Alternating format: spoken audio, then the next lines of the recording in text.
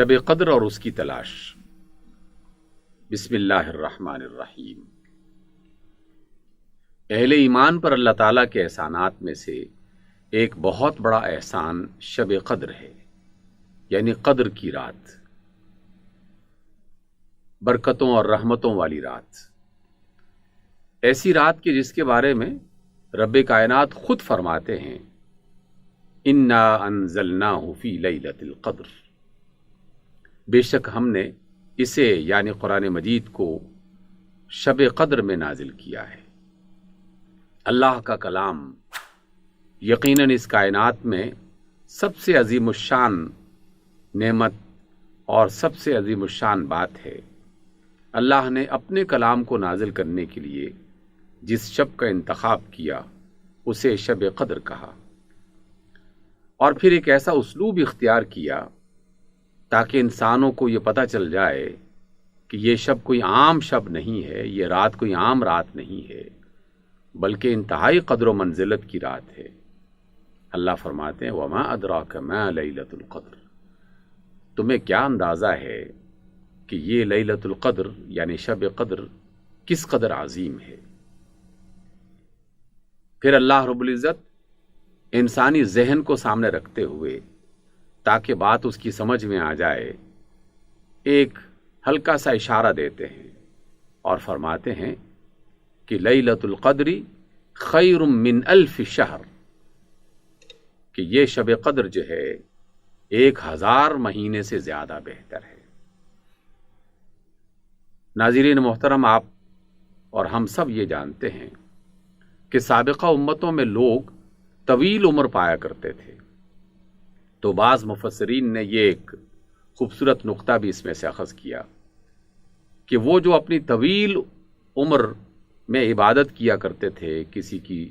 1000 برس عمر ہے، کسی کی 1500 برس عمر ہے، کسی کی اس سے بھی زیادہ، تو وہ اپنی طویل ترین عمروں میں جو اللہ کی عبادت کیا کرتے تھے، اللہ رب العزت نے امت مصطفیٰ صلی اللہ علیہ وسلم کو کہ جس کی عمر سب سے زیادہ کم ہے سابقہ امتوں کے مقابلے میں، اسے ہر رمضان میں ایک ایسی شب عطا کر دی کہ جس میں ایک ایک شب 1000 مہینے سے زیادہ عبادتوں پر فضیلت رکھتی ہے۔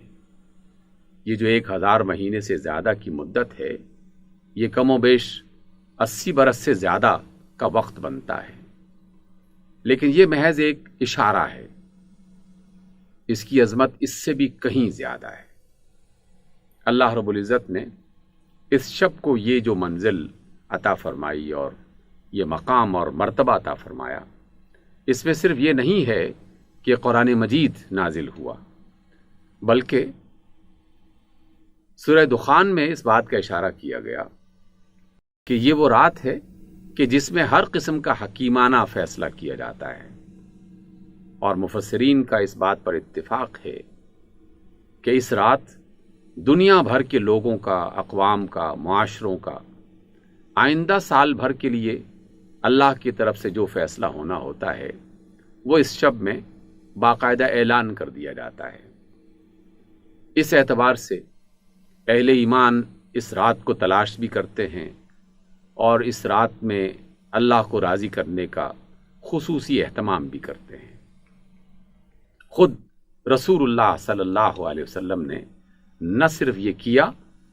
بلکہ اس کی تعلیم دی۔ سیدہ عائشہ فرماتی ہیں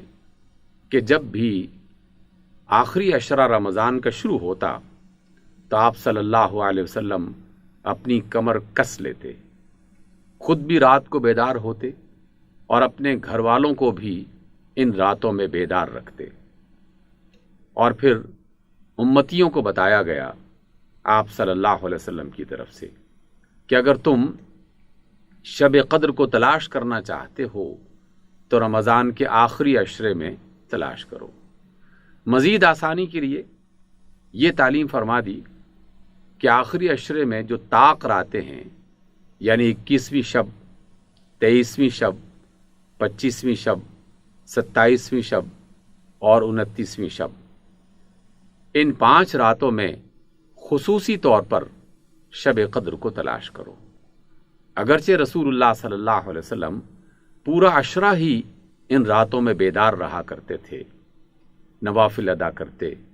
قرآن مجید کی کثرت سے تلاوت فرماتے، اور جو عبادات بھی اللہ کی طرف سے انہیں بتائی گئی تھی ان عبادات کا اہتمام فرماتے، نہ صرف خود بلکہ اپنے گھر والوں کو بھی ان عبادات میں شریک کرتے اور انہیں اس بات پر آمادہ کرتے۔ آج تیسرے عشرے کا آغاز ہو رہا ہے، کل جمعہ کا دن ہوگا اور آج جمعرات ہے۔ اس اعتبار سے یہ جو 21ویں شب ہے، اسی میں ہی شب قدر کی تلاش شروع کر دی جائے اور اس رات کو اللہ کی عبادت میں، اس کے سامنے اپنی التجائے پیش کرنے میں، اس کی عبادت کرنے میں، اس کے کلام مجید کو زیادہ سے زیادہ تلاوت کرنے میں، اس کی آیات پر غور کرنے میں صرف کیا جائے۔ نہ صرف آپ خود یہ عبادت کریں بلکہ اپنے گھر والوں کو،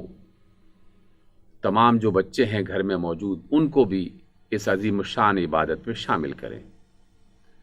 پوری دنیا آج کل ایک بڑی مصیبت میں مبتلا ہے، گھروں میں قید ہو چکی ہے، تو یہ قید اپنے لیے باعث برکت بنا دیں۔ یہی وہ شب ہے کہ جس میں دنیا بھر کی مسجدوں میں باقاعدہ اہتمام کیا جاتا تھا اور کیا جا رہا ہے اعتکاف کا۔ اس سال اس بڑی آفت اور مصیبت کی وجہ سے اعتکاف اس شان و شوکت سے تو نہیں کیا جا رہا، لیکن پھر بھی اعتکاف تو ہو رہا ہے، تو آپ بھی اس کو غنیمت سمجھیے، اپنے گھروں میں ہی وہ وقت متعین کر لیں کہ جس میں تنہائی کو اختیار کرتے ہوئے ان عبادات کو کریں کہ جن کی تلقین اللہ کی طرف سے کی گئی ہے۔ ایک اور بات جو اس آخری عشرے کے حوالے سے اور خاص طور پر آخری عشرے کی راتوں کے حوالے سے قابل غور ہے، وہ یہ ہے کہ اللہ تعالیٰ کی پسندیدہ عبادات میں سے ایک عبادت غور و فکر کرنا ہے۔ رسول اللہ صلی اللہ علیہ وسلم کی سب سے پہلی عبادت جو غار حرا میں شروع ہوئی تھی، وہ تنہائی میں غور و فکر کرنا تھی۔ آپ خود فرماتے ہیں کہ وہ غار حرا میں بیٹھ کر غور فرمایا کرتے تھے۔ کس بات پر غور؟ یقیناً وہ سارے غور کے پہلو سامنے آتے ہیں جو مختلف سوالات کی شکل میں انسان کے سامنے رہنے چاہیے کہ میں کون ہوں، مجھے دنیا میں کیوں تخلیق کیا گیا ہے، اس زمین پر بسنے والے انسان غلط راہوں پہ کیوں چل رہے ہیں، بتوں کے سامنے سر کیوں جھکایا ہوا ہے، ظلم اور زیادتی کی زندگی کیوں بسر کر رہے ہیں، صراط مستقیم کیا ہے، صحیح راستہ کون سا ہے، کس راستے پر چلتے ہوئے ہم اللہ تعالیٰ کی رضا کو حاصل کر سکتے ہیں، دنیا میں وہ کون سا طرز عمل اختیار کریں کہ جس کی بنا پر ہمارا فیوچر، جسے ہم آخرت کہتے ہیں، وہ شاندار ہو جائے اور وہاں ہم ایک کامیاب انسان بن کے اللہ کے حضور پیش ہوں۔ یہ ساری باتیں غور کرنے کی ہیں، سوچنے کی ہیں، اور آخری عشرے میں خصوصی طور پر اس عظیم الشان عبادت کو اختیار کیا جائے۔ سیدنا عباس فرماتے ہیں کہ ایک گھڑی بھر کا سوچنا رات بھر کی عبادت کے مقابلے میں، یعنی نوافل وغیرہ کے ادا کرنے کے مقابلے میں زیادہ بہتر ہے۔ تو جنہیں اللہ رب العزت نے صلاحیت عطا کر رکھی ہے،